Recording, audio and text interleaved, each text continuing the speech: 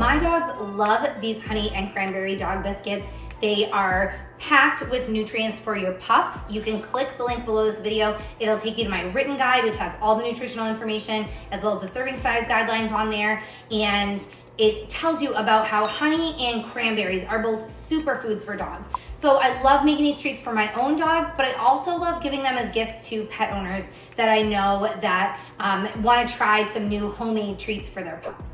Making these dog treats is pretty simple. There's really nothing to prepare in advance. We're just gonna mix all of our ingredients together in this mixing bowl to get the dough started. Before I do that, I'm gonna preheat my oven to 350 degrees.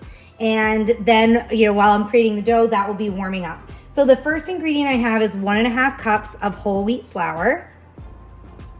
I have 1/4 cup of ground flaxseed, 1/4 cup of oats. I'm gonna just toss those around to make sure they're mixed really well. Now I have 1 cup of cranberries. I'm using dried cranberries.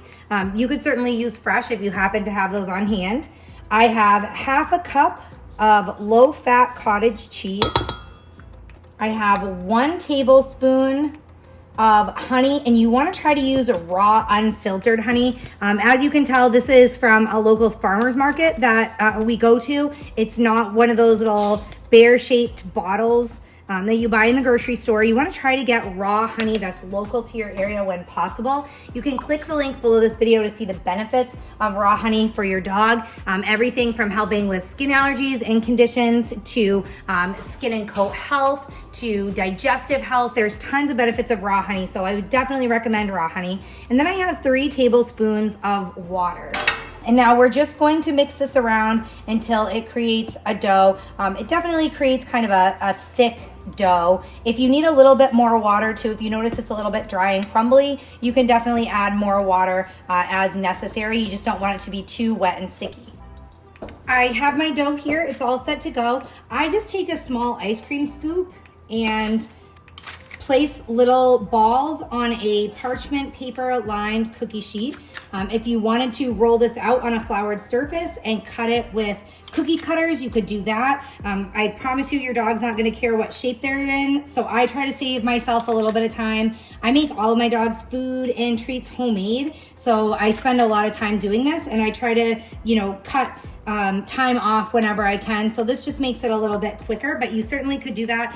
When I give them as gifts to other people, I like to cut them into dog bone shapes or, little stars and different shapes just to make them look a little bit more appealing, but certainly your dog's not going to care. So if you're making them for just your own pup, I would recommend doing it this way.